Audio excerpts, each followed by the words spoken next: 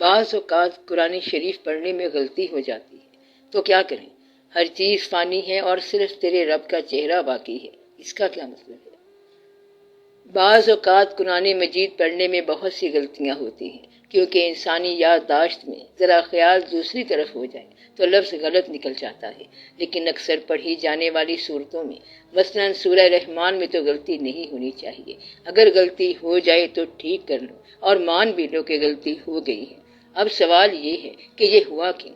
یہ الگ کہانی ہے، یہ الگ سوال ہے۔ آپ کبھی یہ دعویٰ نہ رکھنا کہ آپ قرآن کے حافظ ہو گئے ہیں۔ اگر اللہ کا فضل ہو تو انسان حافظ ہوتا ہے، مگر نہ ہم نے ایسی بات بھی دیکھی ہے کہ انسان کا خیال بدل جائے تو سینے سے قرآن نکل جاتا ہے۔ آپ اپنے کسی بزرگ کی شان کے خلاف بول جائیں تو سب سے پہلے یہ ہوگا کہ سینہ قرآن سے صاف ہو جائے گا۔ اسی طرح غلط مال اندر جائے تو قرآن بدل جاتا ہے۔ یہ سب بتانے کا مدعا یہ ہے کہ so that you may be known، تاکہ آپ جان لیں اور اپنی نگاہ میں جانے جائیں۔ اللہ تو سب جانتا ہی ہے، لیکن وہ یہ کہتا ہے کہ آپ کو معلوم ہو جائے کہ آپ کیا اہمیت رکھتے ہیں اور آپ کو اپنے بارے میں علم ہو جائے۔ تو عرفان اتنی سی چیز ہے کہ آپ کو اپنے بارے میں علم ہو جائے، آپ کو اپنی پوزیشن کے بارے میں علم ہو جائے، سٹیٹس کے بارے میں علم ہو جائے، مقام کے بارے میں علم ہو جائے، اور سب سے بڑی بات یہ ہے کہ فانی ہونے کے بارے میں علم ہو جائے۔ آپ کو تو پتہ ہے ہی کہ آپ فانی ہیں، کہ ہر چیز جو یہاں ہے فنا ہو جائے گی، لیکن تیرے رب کی ذات ہمیشہ باقی رہے گی۔ تو لکھنے والے نے لکھا ہستی کی قسمت میں زوال، ہاں مگر باقی رہے گی ذات رب ذوالجلال۔ یہ کیسے معلوم ہوگا کہ ہر چیز فانی ہے اور اس کی ذات ہمیشہ باقی کیسے ہے؟ یہ ان لوگوں کی بات ہے جو امید زیادہ رکھتے ہیں، یقین زیادہ رکھتے ہیں، اللہ پر بھروسہ زیادہ رکھتے ہیں اور دنیاوی علم نہیں رکھتے۔ تو ایسے ہوتے ہیں مجذوب قسم کے لوگ۔ میں آپ کو ان کی بات بتا رہا ہوں۔ وہ کہتے ہیں کہ ہر شے فانی ہے، مگر اللہ تو سب سے الگ ہے، تو اللہ فانی کیسے ہو سکتا ہے؟ آپ دیکھو کہ آپ کے دنیا میں آنے، آنکھیں کھولنے، ہوش میں آنے کی بات ہے۔ جب آپ دنیا میں آئے، جب آپ ہوش میں آئے ہو تو آپ کو وہ چیزیں نظر آئیں جو فنا ہوتی جا رہی ہیں، حتیٰ کہ آخر میں آپ خود بھی چلے جائیں گے۔ لیکن کچھ چیزیں ایسی ہوں گی جو آپ کے پیدا ہوتے وقت جیسی تھیں وہ آج بھی ویسی ہی ہیں۔ چاند، ستارے، پہاڑ اور بادل وغیرہ تو غیر انسانی چیزیں ہیں، مگر آپ کی نسبت فانی نہیں۔ جس کو اللہ کا تقرب حاصل ہو جائے تو اللہ اس فنا کو بقا میں داخل کرتا ہے۔ جیسے پوری بستی مر جائے اور قبرستان بن جائے، مگر ایک بزرگ کا آستانہ ایسا ہوتا ہے جو کل بھی تھا اور آج بھی ہے، اسی طرح مسجد کل بھی تھی اور آج بھی ہے۔ تو یہ جو مقامات ہیں یہاں پر خدا کا آنا جانا ہوتا ہے۔ پیدائش کے وقت بھی دیکھا تو قبرستان وہی تھا، آج بھی ویسی ہی رونق ہے، مگر آپ کے محلے اور گلیوں کی رونقیں ختم ہو گئیں، شہروں کے بازار ویران ہو گئے، مگر قبرستان کی رونقیں قائم ہیں۔ آپ داتا صاحب رحمت اللہ کی بات دیکھیں، یہ خانقاہ ہر سال جوان ہی ہوتی جا رہی ہے تو خانقاہ، مگر کمال کی بات ہے کہ یہ آباد ہوتی جا رہی ہے، بلند ہوتی جا رہی ہے، پھیلتی جا رہی ہے اور آستانہ فروغ پا رہا ہے۔ آپ یہ دیکھیں کہ آپ کی زندگی کا کاروبار ختم ہوتا جا رہا ہے، تو اس کا مطلب یہ ہے کہ یہ اللہ کا حکم ہے کہ ہر چیز زوال پذیر ہے اور فانی ہے۔ جو چیز زوال پذیر نہیں ہے وہ تقرب الہی ہے، جو چیز بقا میں ہے اور جس چیز میں عروج ہے تو آپ سمجھنا کہ وہ تقرب الہی میں ہے۔ اب آپ دیکھیں کہ کون کون سی چیزیں ہیں جو زوال میں نہیں آتی ہیں۔ مثلا یہ کہ ایک بزرگ پیغمبر تھے، ان کا نام لوگ بھول گئے، اسی طرح ایک اور پیغمبر تھے، ان کا نام بھی یاد نہیں رہا، مگر حضور اکرم صلی اللہ علیہ وآلہ وسلم سب کو یاد ہیں، آج بھی ان کی یاد ہے، بلکہ ہر آنے والا دور جو ہے اس یاد کو عروج میں دیکھتا جائے گا۔ اور تیرے رب کا چہرہ باقی ہے، تو یہ وجہ ربک کی بات ہے۔ تو یہ ساری باتیں وجہ ربک میں شامل ہیں۔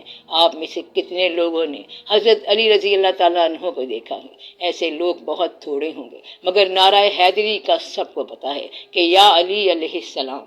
بعض اوقات مفہوم کا پتہ نہیں ہوتا اور مدعا کا پتہ نہیں ہوتا، مگر محبت فروغ پاتی جا رہی ہے۔ کربلا جو ہے اس کے اندر ایک واقعہ ہے جو اب تک بھول جانا چاہیے تھا، مگر ہر سال یہ عروج بڑھتا جا رہا ہے اور کتنے ہی نام نہاد اہل عقیدت اس کی نظر ہوتے جا رہے ہیں۔ تو وجہ کا رب کا ذوالجلال والاکرام کا مطلب یہ ہے کہ ہر وہ چیز جو اللہ کے حوالے سے ہو اور فنا نہ ہو، اس کے اندر آپ کو راز کی بات ملے گی۔ یہی چہرہ نشان وجہ اللہ، ورنہ رکھتا ہے کیا خدا چہرہ؟ خدا کا تو چہرہ نہیں ہے۔ جو چیز فراموش ہو جائے، بھول جائے، اس میں فنا ہوتی ہے۔ مثلا کئی لوگوں کا نام بھول جاتا ہے، لیکن جو چیز دین کے حوالے سے ہو اور بھولی نہ جا سکے، اس کو وجہ رب کا ذوالجلال والاکرام کی نسبت ضرور ہوتی ہے۔ ایسی چیز اللہ کے چہرے کے قرب و جوار میں رہنے والی شے ہوتی ہے، اور وہ دین کے حوالے سے ہوتی ہے۔ تو جو چیز آپ نے بچپن میں دیکھی اور آپ نے اس کو ایسے پایا اور جاتے ہوئے ویسے ہی پایا، تو وہ چیز قرب والی ہوگی۔ مثلا آپ بچپن میں کسی مزار پر جاتے تھے، مزار اس وقت اتنا ہی رونق والا تھا، پھر آپ بڑے ہو گئے تو مزار ویسے کا ویسا ہی ہے، تو آپ تو فنا ہو گئے، مگر مزار پھر بھی قائم ہے۔ تو اس مزار کے اندر کوئی نہ کوئی اللہ کا پرتو ہے، تو جس کے اندر ولی کرام کا پرتو آ جائے تو اس کے اندر سے فنا نکل جاتی ہے، اور اس کی یاد کسی نہ کسی طور پر زندہ رکھی جاتی ہے۔ تو ہر وہ چیز جو دینی حوالے سے ہمیشہ کے لیے یاد رہ گئی ہو، آپ اس کا اس لیے ادب کریں کہ اس میں پرتو جمال کبریا ہے۔ یہ بتانے والی بات نہیں بلکہ خود سمجھنے والی بات ہے کہ اللہ کا نور ان اشیاء میں ضرور ہوگا، ان افراد میں ضرور ہوگا جن کی یاد ہمیشہ ہے، یا جن کی اپریسل تعریف ہمیشہ ہے۔ پہاڑوں میں بھی اللہ کا جلوہ ہوگا، دریا میں جلوہ ہوگا، اور آسمان میں جلوہ ہوگا، کیونکہ یہ آپ کی نسبت ہمیشہ رہنے والے ہیں۔ اگرچہ یہ سب فنا ہو جائیں گے، مگر آپ کی زندگی کی نسبت کے حوالے سے یہ ہمیشہ رہنے والے ہیں، کیونکہ آپ کی زندگی جو ہے 60 سال 70 سال ہوگی، اور پہاڑ کی عمر، آسمان کی عمر اور دریاؤں کی عمر آپ سے زیادہ ہے، ستاروں کی عمر بھی آپ سے زیادہ ہے۔ ایسا نہیں کہ وہ مر جائیں، کیونکہ کروڑ سال کے بعد ان کی روشنی زمین تک آتی ہے، تو ایک ستارے کی عمر کتنی ہوگی؟ لامحدود۔ تو وہ چیز جس کو اللہ تعالیٰ نے لامحدود عمر عطا کی ہے، وہ صرف اپنے وجہ کی نسبت سے عطا کی ہے۔ وہ عشق جو ہمیشہ رہتا ہے، وہ بھی اس کے پاس درج ہے، حتیٰ کہ دنیا داروں کا بھی عشق جو ہے وہ مستقل کر دیا گیا۔ مثلا ہیر رانجھا کا عشق مستقل کر دیا گیا ہے، تو آپ یہ سمجھیں کہ ان پر اللہ کی عنایت ہے اور قبولیت ہے۔ وارث شاہ رحمۃ اللہ نے یہ بات بتائی ہے کہ ہر وہ چیز جو نسبت سے قبول ہو اور احترام کے ساتھ قبول ہو، وہ باقی ہو جاتی ہے۔ اگر دین کا حوالہ ہو، احترام ہو، اور وہ چیز رہنے والی ہو، تو اس چیز کے اندر پر تو جمال کبریا ہوتا ہے۔ شیطان کی بات اور ہے، کیونکہ یہ احترام کی بات نہیں ہے بلکہ یہ ضد کی بات ہے۔ شیطان کا نام دین کے حوالے سے نہیں ہے بلکہ اعوذ باللہ کے نام سے شروع ہوتا ہے۔ فرعون بھی دین کے حوالے سے ہے، لیکن وہ باغی طاقت ہے۔ تو اللہ کا فرمان ہے کہ کل من علیہا فان، یعنی ہر چیز فنا ہو جائے گی سوائے وہ چیز جو اللہ کا چہرہ ہے۔ کیونکہ اللہ کا چہرہ نہیں ہے، لہذا اللہ کا چہرہ ہم اس کو کہیں گے جس کو دینی حوالے سے ہمیشگی عطا ہو اور آنے والے زمانوں میں اس کے لیے احترام پیدا ہو جائے۔ یہ بات ہمیشہ یاد رکھنے والی ہے۔ آپ جو کہتے ہیں یا قرآن میں جو ہم پڑھتے ہیں اس کا اور اثر ہوتا ہے، اور پھر ہمارے اندر کچھ اور رہ جاتا ہے۔ آپ فرمائیں ہم کیا کریں؟ علم جاننے کا نام نہیں ہے کہ آپ نے کچھ جان لیا، بلکہ جو چیز آپ کے عمل میں داخل ہو گئی وہ علم ہے۔ مثلا آپ یہ کہتے ہیں کہ صبح کی سیر علم ہے، اور سیر پر مضمون لکھو، تو یہ پورا مضمون لکھنا ایک علم ہے۔ تو اس علم کا عمل کیا ہے؟ صبح اٹھ کے سیر کرو۔ تو آپ جتنی سیر کرتے ہیں یہ آپ کا اصل علم ہوتا ہے۔ تو آپ اتنے علم کو علم کہیں جو آپ کے عمل میں داخل ہو گیا ہو۔ قرآن پاک سارے کا سارا علم ہے، لیکن اس میں سے جو چیز آپ نے عمل میں اختیار کر لی ہے وہ آپ کا صحیح علم ہے۔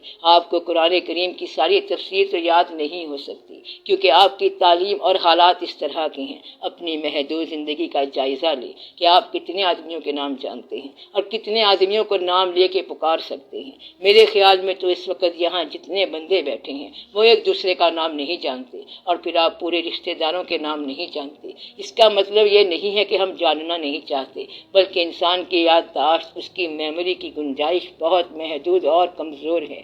محلے داروں اور مسجد کے نمازیوں کے پورے نام یاد نہیں رہتے تو آپ کی یادداشت کی گنجائش بہت محدود ہے۔ اس میں سارا قرآن پاک محفوظ نہیں ہو سکتا۔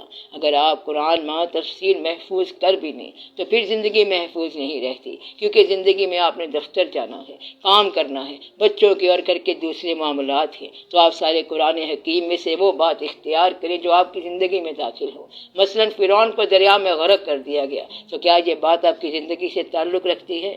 آپ قرآن کا یہ علم اختیار کریں کہ والدین کے سامنے اف تک نہ کریں اور زمین پر اطراء کرنا چلیں، زمین پہ اکڑ کے نہ چلو بلکہ ٹھہر ٹھہر کے چلا کرو، خیرات دیا کرو، تم ہرگز فلاح نہ پاؤ گے جب تک تم خرچ نہ کرو گے وہ چیز جو تمہیں سب سے پیاری ہے۔ تو آپ وہ چیز خرچ کریں جو چیز آپ کو پیاری ہے، کیونکہ مال آپ کی زندگی کو عذاب بنائے گا اور مرتے وقت بڑا افسوس ہوگا۔ موت ہوتی کیا ہے؟ پسندیدہ چیز سے جدائی موت ہے، اور اگر پسندیدہ چیز ساتھ جائے تو مرنا آسان ہے۔ تو پسندیدہ شے اگر دریا کے پار ہو تو پار جانا آسان ہے، اور اگر پسندیدہ شے ادھر رہ جائے تو پھر آگے جانا مشکل ہے۔ جن کی پسندیدہ چیزیں موت کے بعد ملنی ہیں ان کے لیے موت آسان ہے، اور جن کی پسندیدہ چیز یہاں رہ جائے گی ان کے لیے موت مشکل ہے۔ ورنہ تو موت نہ مشکل ہے اور نہ آسان ہے، بلکہ موت سے یہ پتہ چلتا ہے کہ آپ کی پسندیدہ چیزیں کہاں ہیں، وہ یہاں ہیں یا آگے چلی گئی ہیں۔ مثلا آپ کو پیسہ پسند ہے تو آپ خیرات کر کے اسے دریا کے پار بھیج دیں، اور اگر پیسہ یہاں رہ گیا تو پھر آپ روتے رہیں گے اور مرنا مشکل ہو جائے گا۔ تو آپ کے لیے بہتر یہ ہے کہ اپنی پسند کی چیزیں آپ آگے پھینکتے جائیں اور پھر چپکے سے خود بھی چلے جائیں، تو یہ علم ہے۔ لہٰذا قرآن پاک میں سے اتنی بات کو آپ علم بنائیں جو آپ کے عمل میں آئے۔ قرآن مجید کے جو آپریٹو احکامات ہیں، مثلا یہ کرو اور یہ نہ کرو، ڈو اینڈ ڈونٹ، ان کو آپ اپنے عمل میں لائیں۔ نماز کے بارے میں قرآن مجید میں بار بار آیا ہے، مگر آپ کا علم تب بنے گا جب آپ اس پر عمل کر کے نماز پڑھیں گے، باقی تو صرف علم ہے۔ اور جب اللہ کا حکم آپ پر نازل ہو گیا تو آپ نماز پڑھنا شروع کر دیں گے۔ لہٰذا آپ قرآن کریم کی روشنی میں زندگی کا مکمل ذائچہ بنائیں، ورنہ تو اسلام کے بارے میں دیسی رائٹرز اور بین الاقوامی رائٹرز نے اتنی کتابیں لکھی ہیں کہ اگر کوئی شخص ان کتابوں کے نام لکھنے لگ جائے تو اس کی پوری زندگی ضائع ہو جائے۔ تو اسلام بکس آن اسلام کی تعداد اتنی ہے کہ کتاب اور مصنف کا نام کاپی پہ لکھتے لکھتے آپ کی عمر تمام ہو جائے، بلکہ نہ تمام ہی ہو جائے۔ اب یہ تو اسلام کا مدعا نہیں ہے، پھر اسلام کیا ہوگا؟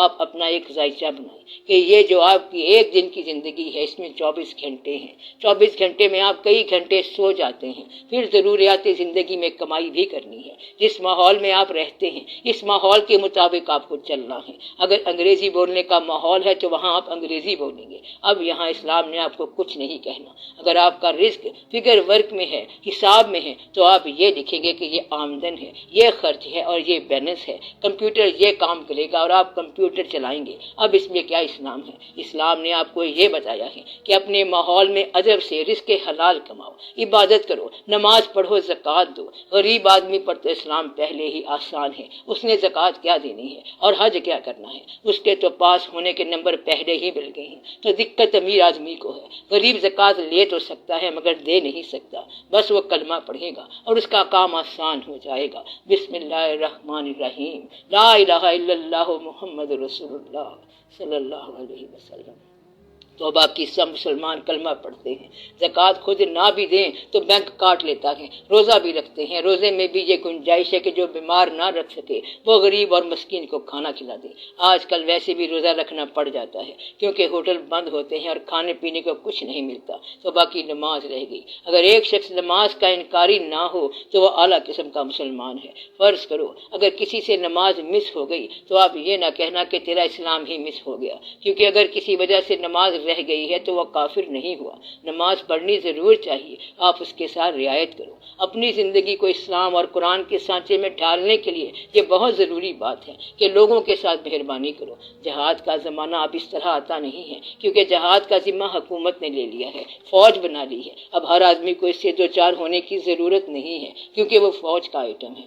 آپ کے ذمے سب سے مشکل کام یہ ہے کہ آپ کمائی کیسے کرتے ہیں اور اس کو خرچ کیسے کرتے ہیں۔ اب اس میں حرام حلال کی بات بات میں نے آپ کو پہلے بتا دی ہے کہ آپ کمائی ایسے کریں کہ جہاں سے آ رہا ہے وہاں تکلیف نہ جائے، اور جہاں آپ خرچ کر رہے ہیں وہاں بھی تکلیف نہ پہنچے۔ جس بات کا آپ کو خود یقین ہے کہ آپ نے ظلم سے کمایا ہے، تو پھر ایک مہربانی کرنا کہ وہ پیسہ بچوں کو نہ کھلانا، اپنے معصوم اور مسکین بچوں پہ ظلم نہ کرنا، کم از کم اپنے بچوں کو تو حلال کی کمائی کھلانا۔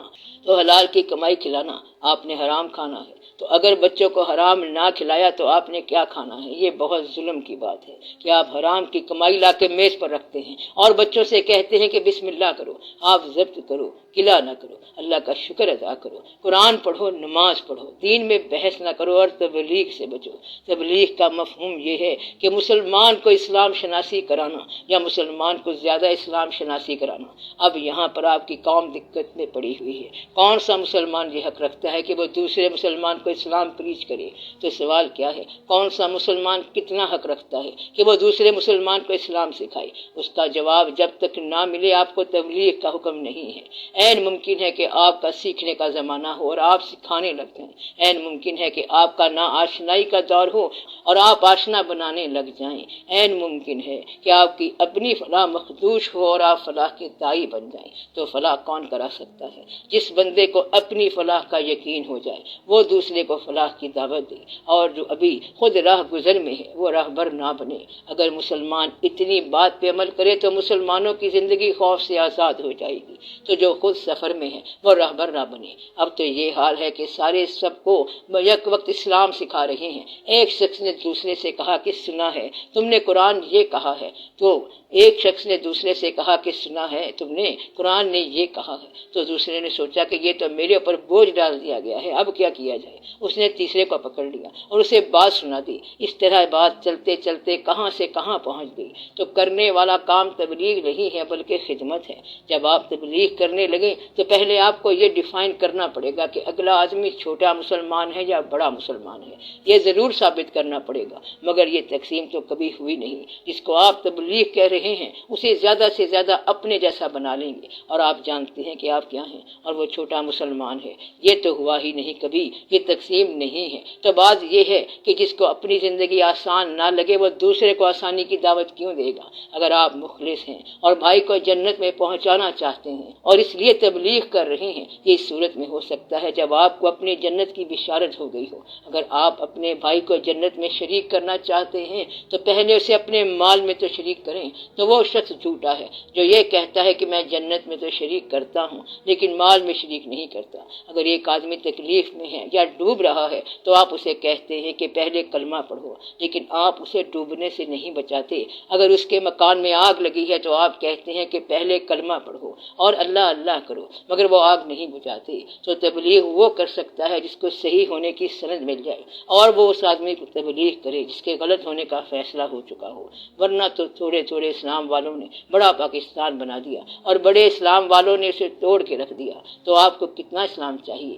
جس سے آپ کی بخشش ہو جائے اور دوسروں کی بخشش ہو جائے؟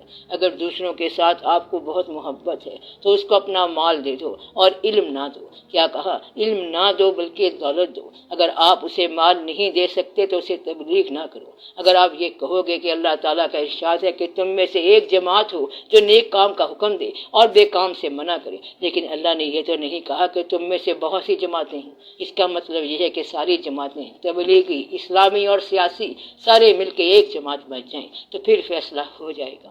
جو مسلمان دوسرے مسلمان سے ملنا نہیں چاہتا وہ جھوٹا ہے۔ تو یہ سارے لوگ کیسے ہیں جو مسلمان ہیں اور ان میں اجتماع نہیں ہوتا؟ ورنہ جو ریئلی سچا ہے وہ تو جھوٹے کو بھی ساتھ دے دیتا ہے کہ آؤ بھائی ہم مل کے چلیں، تب اس پر اسلام آشکار ہو جائے گا اور وہ بھی ٹھیک ہو جائے گا۔ اب ساری سیاسی جماعتوں والے اسلام کے نام پر آپس میں مل کر نہیں بیٹھتے، تبلیغی جماعتوں والے اسلام کے نام پر مل کے نہیں بیٹھتے۔ یہ مسجد اس مسجد سے الگ کہتا ہے کہ اے اللہ اور رسول صلی اللہ علیہ وسلم کے منکرین، اللہ کے حبیب صلی اللہ علیہ وسلم، حضور پاک صلی اللہ علیہ وسلم غیب کو جانتے ہیں، تو اللہ کا مقام اور اللہ کے حبیب صلی اللہ علیہ وسلم کا مقام بیان کرنے والے یہ کون ہیں؟ کیا یہ مقام کافی نہیں ہے کہ اللہ اور اس کے فرشتے حضور پاک صلی اللہ علیہ وآلہ وسلم پر درود بھیج رہے ہیں؟ اس سے بڑا اور کیا مقام ہو سکتا ہے؟ اور یہ ساری کائنات کا ایک واضح مقام ہے کہ آج تک حضور صلی اللہ علیہ وسلم وسلم پر نعت کہی جا رہی ہے، تو یہ کتنا بڑا مقام ہے۔ اور آپ یہ بحث کر رہے ہیں کہ وہ غیب کے جاننے والے ہیں کہ نہیں ہیں، تو وہ جاننے والے ہی ہیں، حال کو جاننے والے ہیں، غیب کو جاننے والے ہیں اور مستقبل کو جاننے والے ہیں۔ لیکن یہ کہنے والا کون ہے؟ یہ بدنیتی سے کہہ رہا ہے، آپ صلی اللہ علیہ وسلم سے ہی جاننے والے ہیں، لیکن یہ جس طرح کہہ رہے ہیں تو یہ جھگڑے کے لیے کہہ رہے ہیں۔ حقیقت میں آپ صلی اللہ علیہ وسلم جاننے والے ہیں۔ اس کا مطلب یہ ہے کہ بحثوں نے اسلام کو اور ملت کو کمزور کر دیا ہے، اور نتیجہ یہ ہوا ہے کہ آپ اس مقام پر آ گئے ہیں، اس مقام پر بھائی بھائی سے برسر پیکار ہے اور دوست دوست سے لڑ رہا ہے۔ اگر یہ کہا جائے کہ اللہ اور اللہ کے رسول صلی اللہ علیہ وسلم کے نام پر جو لوگ اعتقاد رکھتے ہیں وہ مسلمان ہیں، تو کیا آپ انہیں مسلمان سمجھتے ہیں؟ بے شک وہ لوگ جنہوں نے کہا اللہ ہمارا رب ہے اور پھر اس پر قائم ہو گئے، تو مسلمان کون ہے؟ جو اللہ کو اپنا رب مانتا ہے، جو اللہ کے حبیب صلی اللہ علیہ وسلم کو اللہ کا رسول مانتے ہیں اور آخری رسول مانتے ہیں۔ کیا آپ اس کو مسلمان سمجھتے ہیں؟ جس کا اس بات پر ایمان ہو، اس کے بعد کسی چیز کی ضرورت نہیں، اور وضاحت کیا چاہیے؟ اس کے بعد اخلاق ہے، لین دین ہے اور عقیدہ ہے۔ اب آپ یہ دیکھیں کہ یہاں ملاوٹ ہو رہی ہے، چوری ہو رہی ہے، ڈاکہ ہو رہا ہے اور دوسرے سارے غیر اسلامی عمل ہو رہے ہیں۔ اب یہاں ہندو تو نہیں ہے، بلکہ آج کا مسلمان یہ کام کر رہا ہے اور اس کا سارا عمل ہی غیر اسلامی ہے۔ تو صرف عقیدے کی اصلاح نہیں بلکہ عمل کی اصلاح ہونی چاہیے۔ آپ لوگ ایک دوسرے کے ساتھ وہ سلوک کر رہے ہیں جو غیر مسلم بھی نہیں کرتا۔ نتیجہ یہ ہوا ہے کہ اسلام کے ماننے والے آپس میں الگ الگ نظر آ رہے ہیں، اور یہ ہے آپ کی ملت کی دھڑاڑ۔ کہیں قوم قوم کے ساتھ لڑ رہی ہے، کہیں مسلمان ملک کے ساتھ لڑ رہا ہے، کسی جگہ لڑائی ہو رہی ہے، کہیں جھگڑا ہو رہا ہے یا پھر ہونے والا ہے۔ بس اللہ رحم کرے اور جھگڑا نہ ہی ہو تو بہتر ہے۔ تو آپ کے ہاں یہ واقعات ہو رہے ہیں، اس لیے یہ تبلیغ کا وقت نہیں ہے بلکہ توبہ کا وقت ہے۔ اللہ تعالیٰ رحم فرمائے تاکہ مسلمان کو مسلمان کے ساتھ عقیدت ہو جائے۔ اتنا اسلام کافی ہے کہ جس نے مسلمانوں جیسا نام رکھا ہے آپ اسے مسلمان ہی مان لیں، یہی کافی ہے۔ قائد اعظم محمد علی جناح نے انگریزی پڑھی تھی، وہ عربی یا فقہ تو اتنی نہیں جانتے تھے، لیکن قائد اعظم کے پاس اسلامی اسپرٹ تھی، جس کی وجہ سے انہوں نے ایک کنٹری بنا دی تاکہ آپ لوگ ایک اچھی اسپرٹ سے اپنا اسلامی فلاحی معاشرہ بنا دیں۔ مگر آپ نے قوم کو عبادت اور صرف عبادت میں لگا دیا ہے۔ اگر صرف عبادت کا مقصد ہوتا تو زندگی وہاں سے یہاں لانے کی ضرورت کیا تھی؟ یعنی وہ 1400 سال والی زندگی آپ کو یہاں کی زندگی ملی ہے، نیا دور ملا ہے۔ اب اس دور کے تقاضے بھی دیکھیں، سائنس بھی دیکھیں، عروج بھی دیکھیں، اور پھر اپنا دل اور اپنا ایمان اپنے مذہب میں قائم رکھیں۔ اللہ اور اللہ کے حبیب صلی اللہ علیہ وسلم سے محبت قائم رکھیں، ان سے محبت کریں۔ صرف تیرے رب کا چہرہ باقی ہے، باقی ہر شے آنی جانی ہے۔ جب تک آپ یہ نہیں کریں گے آپ کو بات سمجھ نہیں آئے گی۔ اللہ تعالیٰ سے یہی دعا کریں کہ اللہ تعالیٰ آپ کو شعور عطا فرمائے تاکہ آپ دوسرے کو مسلمان سمجھیں۔ تبلیغ کو مکینیکل نہ بناؤ۔ مکینیکل کیا ہوتا ہے؟ یعنی دوسرے کا نام بھی نہیں جانتے اور اسے شریعت سکھانا شروع کر دیتے ہیں۔ میرا کہنے کا مطلب یہ ہے کہ پہلے مسلمان کا احترام کرے، پھر اس کو تبلیغ کرے۔ اس آدمی کو تبلیغ کرو جس کے ساتھ آپ کے تعلقات ہوں، اتنے تعلقات ہوں کہ اس کی زندگی میں مدد کرنا آپ کا فرض ہو۔ آپ مدد کرتے نہیں اور کلمہ پڑھاتے جاتے ہیں۔ آپ دوسروں کی مدد کریں، احساس کریں اور خیال کریں تو یہ قوم بن جائے گی، ورنہ تبلیغ اور صرف تبلیغ سے بات نہیں بنے گی۔ اسی لیے تو سیاست جو ہے وہ سیاست نہیں بن رہی ہے، اور علم جو ہے وہ علم نہیں بن رہا۔ جو شخص علم حاصل کر رہا ہے وہ صرف علم حاصل کرتا جا رہا ہے، کتاب لکھتا جا رہا ہے اور آپ پڑھتے جا رہے ہیں۔ اس طرح تو بات بیکار ہو جائے گی۔ جو سیاست کرتا جا رہا ہے وہ سیاست ہی کرتا جا رہا ہے، جھوٹ اور سچ ملا کے بولتا جا رہا ہے، بیان اور صرف بیان دیتا جا رہا ہے، اور جو تبلیغ کرتا جا رہا ہے وہ صرف تبلیغ ہی کرتا جا رہا ہے۔ آپ سارے حالات دیکھ کر دوسروں کے احترام کے ساتھ اور اللہ کے فضل کے ساتھ چلیں تو پھر بات بنتی ہے۔ اگر ایک انسان کو حال کے زمانے کی تکلیف آ جاتی ہے، بچوں کا کوئی مسئلہ آ گیا، یعنی حالات کسی رخ میں کمزور ہو گئے، کوئی تکلیف آ گئی، تو پھر انسان دعا یہ کرتا ہے کاش میرے ساتھ بھائی ہوتے۔ اور اللہ کے حبیب پاک صلی اللہ علیہ وسلم نے فرمایا کہ سارے مسلمان بھائی ہوتے ہیں۔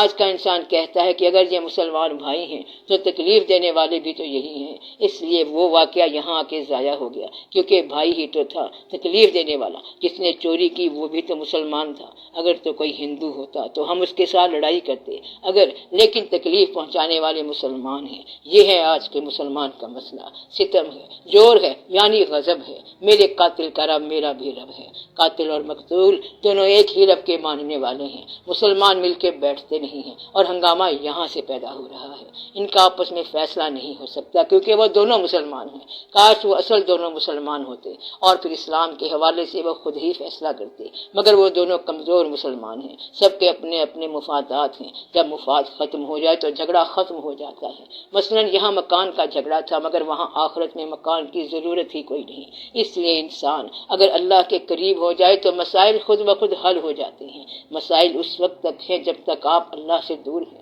مثلا پیسے کا حاصل کرنا اور پیسے کا خرچ کرنا اور عطا کرنا یا اثار کرنا ہے تو پیسہ اثار کرنا جو ہے وہ پیسہ حاصل کرنے سے زیادہ قیمتی ہے۔ جب آپ کو یہ بات سمجھ آ جائے گی تو مسئلہ حل ہو جائے گا۔ دینے والا ہاتھ لینے والے ہاتھ سے بہت بلند ہوتا ہے۔ اگر آپ دوسروں کی مسائل حل کرنا شروع کر دیں تو پھر آپ کا کوئی مسئلہ نہیں رہے گا۔ آپ دوسروں کی مدد کرنا شروع کر دیں تو خدا خود آپ کی مدد کرے گا۔ آپ دوسروں کو سکون پہنچانا شروع کر دیں تو اللہ تعالیٰ آپ کو سکون عطا فرمائے گا۔ جو چیز آپ چاہتے ہیں وہ دینا شروع کر دیں تو پھر آپ دیکھیں گے کہ کیا بنتا ہے۔ اگر رزق کمزور ہو گیا ہو تو مہمانوں کو گھر میں بلاؤ، کھانا کھلاؤ، انشاءاللہ تعالیٰ رزق کشادہ ہو جائے گا۔ جس کے گھر میں دسترخوان کھل گیا اس کا رزق کھل گیا۔ اللہ تعالیٰ بہت برکت دیتا ہے۔ آپ بیمار پرسی کریں گے تو کبھی بیمار نہیں ہوں گے۔ لوگوں کی مدد کریں گے تو اللہ تعالیٰ آپ کی مدد کرے گا۔ آپ یہ نسخے ضرور آزمائیں، پھر بات ٹھیک ہو جاتی ہے۔ یہ جو ہم کتابوں میں پڑھتے ہیں اس طرح کے بزرگ آج کل نظر نہیں آتے۔ بات یہ ہے کہ اقبال رحمت اللہ نے کہا تھا کہ نہ وہ غزنوی میں تڑپ رہی، نہ وہ خم ہے زلف ایاز میں، تو نہ دیکھنے والی وہ آنکھ رہ گئی اور نہ نظر آنے والا وہ چہرہ رہ گیا۔ اب آپ سمجھ رہے ہیں کہ وہ آدمی نہیں رہے، مگر آپ یہ دوسری بات کیوں نہیں سمجھ رہے کہ دیکھنے والی وہ نظر نہیں رہی۔ آپ اس آدمی کو دیکھیں جس نے پیر کی تلاش کی۔ فرض کرو وہ گھر سے نکلا اور 16 سال بعد پیر ملا، کسی کو 20 سال بعد ملا، اور آج کل آپ دفتر سے ٹیلی فون کرتے ہو کہ کیا پیر صاحب موجود ہیں، تو آگے سے وہ کہتا ہے کہ پیر صاحب ابھی نہیں آئے۔ ایسا پیر تو پھر ایسا ہی ہوگا جو تمہیں دفتر کے اوقات میں ملے۔ کوئی کہتا ہے کہ پیر صاحب کو فلاں فلائٹ پہ بھیج دو، تو اصل پیر صاحب آپ کو کیسے ملیں گے جب تک آپ ایسے مرید نہ ہوں۔ ایسا واقعہ ہوا ہے کہ ایک آدمی پیر کی خدمت میں 12 سال بیٹھا رہا، خاموش اور ادب میں بیٹھا رہا۔ 12 سال کے بعد اسے خود ہی پتا چلا کہ پیر کیسے ہوتے ہیں اور مرید کیسے ہوتے ہیں۔ پھر آپ یہ بھی دیکھیں کہ وہ تلاش کرنے والا وہ نہ رہا۔ اس لیے کہتے ہیں کہ اگر تلاش صادق ہے تو 2 صورتیں واضح ہوں گی، پکی اور مستند ہوں گی۔ یا تو سچا پیر اللہ کے حکم سے فوراً مل جائے گا، یا پھر آپ کو راستے سے آشنا کرا دیا جائے گا۔ یہ دوسرا سلسلہ ہے اور یہ اویسی سلسلہ ہے۔ سچا طالب کبھی راستے میں نہیں چھوڑا جاتا۔ پیر سے پوچھا گیا کہ تو کیسے پیر بنا؟ کہتا ہے میں پیر نہیں تھا، میں بیٹھا ہوا تھا، میرے پاس ایک آدمی آیا، کہتا ہے لو یہ چیز پڑھو۔ میں نے پڑھا تو میرے اندر روشنی آ گئی۔ میں نے ان سے پوچھا کہ بات کیا ہے، تو بزرگ نے کہا کہ یہ ایک سچا طالب بیٹھا ہوا ہے، اس کو ہم نے فوری طور پر پیر دینا ہے، تم یہ روشنی لے لو اور اس کو جا کے یہ دے دو، عطا کر دو۔ تو سچے مرید نے پیر پیدا کر دیا، اور آپ کے اندر بھی شک موجود ہوتا ہے۔ اس لیے جو سچے پیر ہوتے ہیں وہ بات کو چھپا جاتے ہیں۔ اگر تو پروانہ روشن ہے تو پھر روشنی مل جائے گی، اور اگر وہ یہ سمیل کرنے والا ہے کہ یہ کیا ہے اور کیا نہیں ہے تو روشنی سے دور ہی رہے گا۔ ایک دفعہ ایک آدمی لکھنؤ گیا یہ دیکھنے کے لیے کہ یہاں بڑے جیب کترے ہوتے ہیں، ہم دیکھیں کہ کیسے ہوتے ہیں۔ اس نے جیب میں چند کھوٹے سکے ڈال لیے اور دن بھر وہاں پھرتا رہا۔ شام کو ایک ہوٹل میں بیٹھا چائے پی رہا تھا اور کہنے لگا کہ بڑا سنا تھا ہم نے کہ لکھنؤ میں جیب کترے ہوتے ہیں، مگر ہمیں تو کوئی ایک بھی نہیں ملا۔ ایک بوڑھا بابا پاس بیٹھا تھا، وہ بولا کہ تجھے کیا ملتا؟ 4 دفعہ تو میں نے تیرے سکے گرم کیے ہیں اور وہ کھوٹے سکے ہیں، پھر تیری جیب میں واپس ڈال دیا، تجھے جیب کترا کیا ملتا؟ بات یہ ہے کہ پیر ملنے سے پہلے مرید کو دیکھو کہ کیا ہے، اور اگر وہ صحیح ہو جائے تو خود بخود یہ صورت ہوگی کہ میں نے جب بھی اسے پکارا ہے ایک صدا آئی تو ہمارا ہے، تو آپ جہاں سجدہ کریں گے وہیں مسجود ہوگا۔ اس لیے پیر غائب نہیں ہوتا، پیر آپ کی طلب کا نام ہے، پیر آپ کے عشق کا نام ہے، پیر آپ کے جنون کا نام ہے، مگر آپ کا جنون ٹھنڈا ہو گیا ہے۔ اس لیے پیر کدھر سے نظر آئے؟ پیر تو طالب کی نگاہ پیدا کرتی ہے، جس طرح انسان محبوب کی تلاش کرتا ہے۔ اگر آپ محبت کی آنکھ لے کے جائیں تو 4 دن بعد آپ کو عشق ہو جائے گا، اور اگر نفرت کی نگاہ لے کے جائیں گے تو سارے شہر میں سارے ہی بے وقوف لوگ ملیں گے۔ کاروباری آدمی اگر بازار میں جائے تو کہے گا کہ وہاں وہاں بڑا مال تھا اور مارکیٹ کا ریٹ بہت اچھا تھا، تو جس قسم کا آدمی ہوگا اس کو ویسے ہی منظر ملے گا۔ اگر آپ اللہ سے، اللہ کے لیے، اللہ کی راہ دکھانے والا پیر مانگ رہے ہیں تو اللہ کیسے نہیں عطا کرے گا؟ یہ کیسے ہو سکتا ہے؟ یہ کبھی نہیں ہو سکتا۔ اس لیے آپ کے اندر فرق آ گیا ہے، احساس ہو رہا ہے جفائے حبیب کا، شاید بھٹک گئے ہیں رہے دوستی سے ہم۔ بات یہ ہے کچھ آپ بھی سچے مرید نہیں رہے اور کچھ پیر بھی سچے نہیں ہیں۔ ہم گلہ کر رہے ہیں اس محبت والے سے، اصل پیر سے، کہ ہماری غلطیوں کے باوجود ہم سے ملے، اب شاید وہ نہ مانے۔ اس لیے یا تو یہ کہو کہ ہم تمہیں ڈھونڈ نکالیں گے تو بے شک نہ مل، پھر آپ کو گھر چھوڑنا پڑے گا، واقعات کرنے پڑیں گے، وادی دشت و جنوب میں تلاش کرنا پڑے گا، آدھی رات کو نصف شب کو جاگنا پڑے گا۔ جب اللہ تعالیٰ فرماتا ہے کہ ہے کوئی پکارنے والا، پھر آپ اللہ سے پیر کو مانگو، تو پیر کیسے نہیں ملتا؟ پیر صاحب خود ہی تشریف لائیں گے۔ ایک آدمی دریا کے کنارے بیٹھا مانگتا رہا، اس نے کہا میں نے کہیں جانا نہیں، بلکہ سچا پیر آئے تو یہیں آئے۔ فقیر وقت کو اطلاع ہو گئی، انہوں نے جا کے وہاں فیض لیا۔ انہوں نے کہا اگر مزید ضرورت ہوئی تو یہ میرا پتہ ہے، ہم فلاں بستی کے درویش ہیں۔ اس شخص نے کہا کہ مجھے آپ کے پتے کی ضرورت نہیں ہے، کیونکہ جس نے پہلے بھیجا ہے وہ آپ کو دوبارہ بھی بھیج دے گا۔ آدھے سے زیادہ فیض لینے والا خود گھر آتا ہے، مگر شرط یہ ہے کہ آپ کا فیض کا حق ہو۔ اگر فیض کے اندر دنیا کی ملاوٹ ہے تو شکر کرو آپ کو پیر نہیں ملا، ورنہ وہ آپ کو مارتا کہ آپ ابھی تک ملاوٹ کر رہے ہیں۔ اگر آپ کو دین کا پیر مل جائے اور آپ اس سے دنیا مانگتے جائیں تو وہ یہ کبھی نہیں دے گا۔ دعا کرو ہمیں پیر اس وقت ملے جب ہم اس سے صرف دین مانگیں۔ یا رب العالمین، ہمیں پیر اس وقت ملے جب ہم اس سے صرف دین مانگیں، دنیا ہم خود کماتے جائیں گے۔ یہ تیرے فضل سے سب ہوگا۔ پیر کا سفر جو ہے وہ صرف الہیات کا سفر ہے۔ یا رب العالمین، ہمیں اچھے پیر عطا کر، ہمارے راستوں کو آسانیاں عطا فرما، ہماری تلاش کو اپنا جلوہ عطا فرما، ہماری تلاش کی اصلاح کر، آپ ہی مہربانی فرما اور آپ ہی مہربانی حاصل کرنے کے طریقے بتا ہم پر، ہمارے گرد و پیش، ہمارے رشتہ داروں پر اور سب پر اپنی نظر کرم فرما۔ صلی اللہ تعالی علی خیر خلقہ و نور عرشہ سیدنا و مولانا حبیبنا و شفیعنا محمد و آلہ و اصحابہ اجمعین، آمین برحمتک یا ارحم الراحمین۔